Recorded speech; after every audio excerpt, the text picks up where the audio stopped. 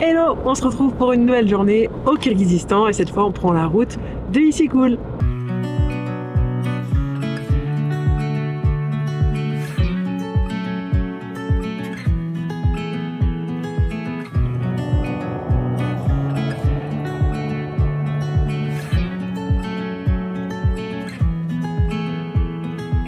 J'ai enfin réussi à me débarrasser de mon rôle de conductrice parce que hier Karim voulait absolument pas piloter a priori.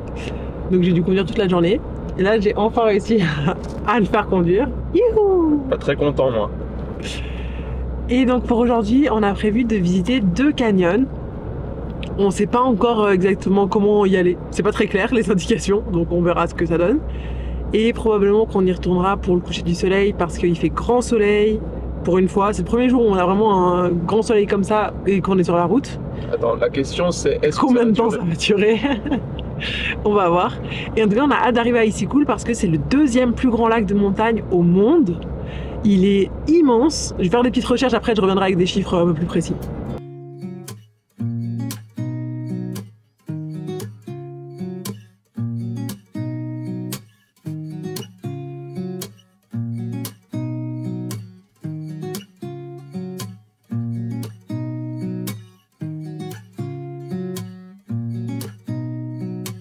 Petit arrêt sur la route parce que il y a des chameaux. On s'y attendait pas, on savait qu'il y en avait, mais on s'attendait pas à les voir ici quand même. Ça reste, pardon, ça reste particulier. Hein. Des chameaux avec des montagnes derrière. Il y en a un, il a bien mangé quand même. Hein.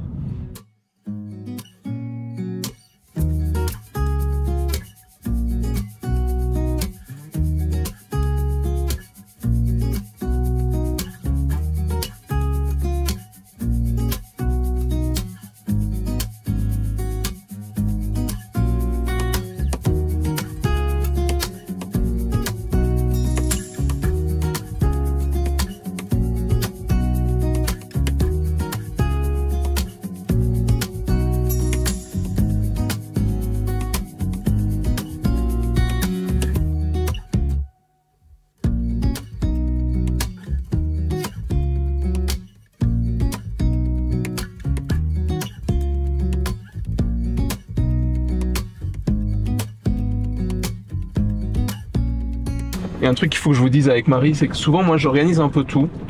Et Marie au dernier moment, souvent la veille, elle vient puis elle me dit « Oh mais regarde ce que j'ai trouvé !» Et souvent ben, soit c'est à l'autre bout du monde, soit on doit revenir en arrière, soit ça change un peu tout. Et là, ben, comme elle vous a dit, on devait aller voir un canyon. Et d'un coup on a vu un panneau Salt Lake, donc le lac salé. Normalement c'est on est à peu près dans le canyon où on voulait aller mais on savait pas comment y aller. Et du coup, bon, on part pour 12 km de route non goudronnée, au milieu de nulle part, où il n'y a personne. Ça va être sympa.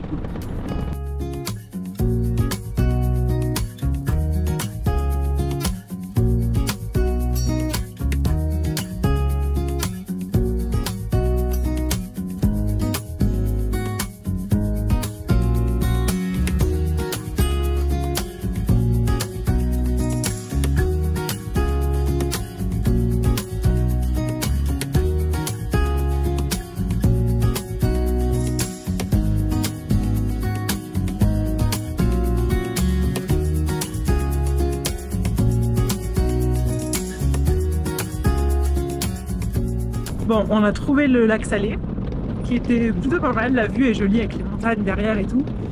Et on a vu sur notre carte papier qu'il y avait une piste qui nous amenait au canyon qu'on vise, qui est le canyon Aksai. Mais on a dû faire demi-tour parce qu'on n'est pas des pros du off-road.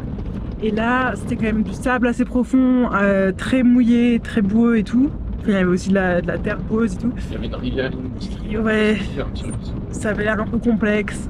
Du coup, on va tenter de passer par la route principale.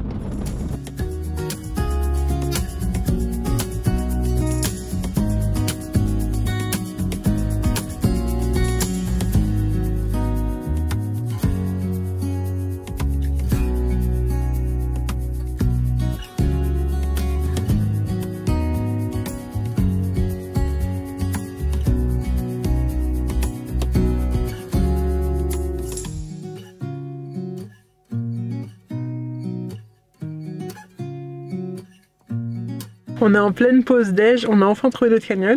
On avait trouvé un camp aussi mais il est un petit peu cher, du coup on va juste aller au canyon. Et On doit dire quand même que c'est compliqué de manger ici parce que là on est dans une zone où il n'y a pas du tout de restaurant. Donc pas le choix que de manger des snacks. Et il y a très peu de magasins aussi et nous on n'a pas pris du gaz, etc. Donc il faut qu'on puisse manger des choses faciles. C'est pour ça que là on a du pain et du fromage. Mais on a une super belle vue sur le lac par contre. Donc ça passe.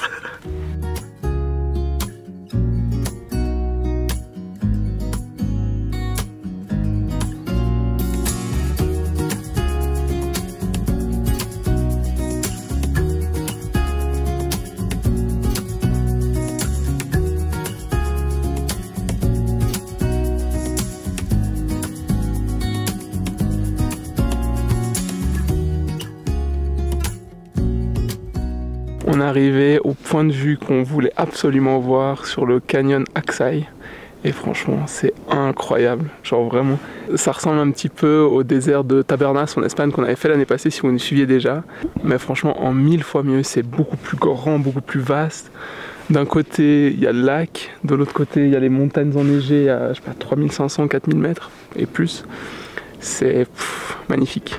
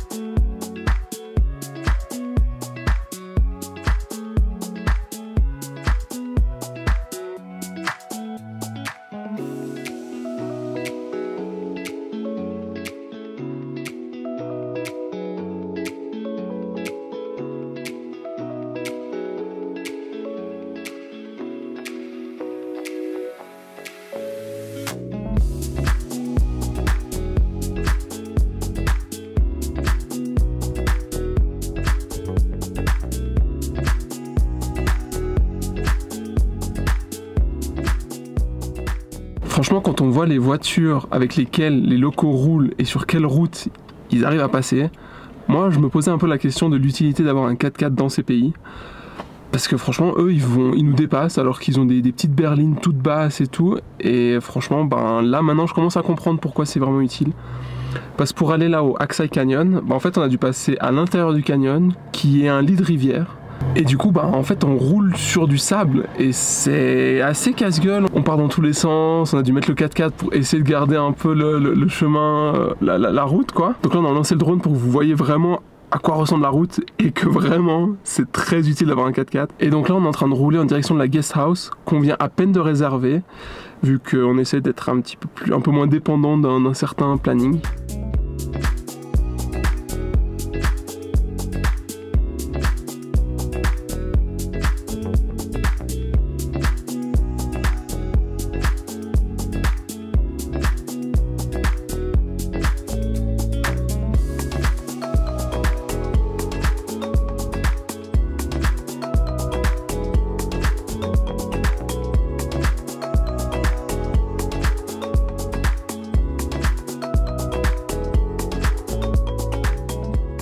Bon, on vient d'arriver à Tong, du coup devant notre guest house, et il n'y a personne.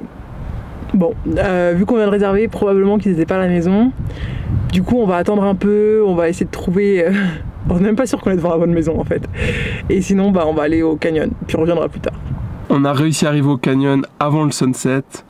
Et waouh, c'est vraiment trop beau. Ça ressemble un petit peu à l'autre canyon, mais là, il s'appelle le Mars Canyon. Et on est tout seul. Pourtant on s'imaginait pour le sunset qu'il y aurait pas mal de monde. Et ben non.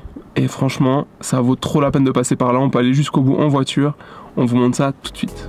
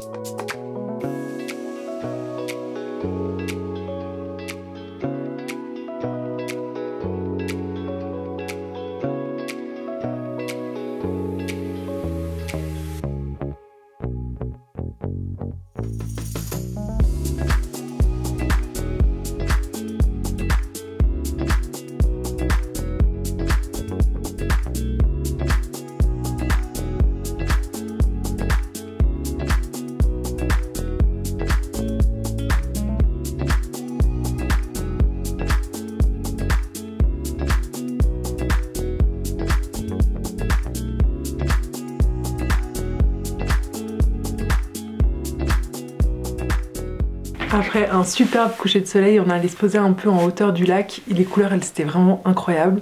On est enfin arrivé à la guest house. On nous a laissé rentrer. Yes! Et là, bah, on va aller manger tranquillement, je pense. Bosser un peu et se préparer pour une nouvelle journée demain. Je sais que vous attendez tous ça. J'expliquerai demain les informations sur le lac ici cool du coup parce qu'aujourd'hui on a fait trop de trucs, j'ai pas eu le temps. Donc n'hésitez pas à vous abonner pour être sûr de ne pas louper la vidéo de demain. En attendant, un pouce en l'air, un commentaire, c'est toujours le bienvenu. Et je vous dis à demain.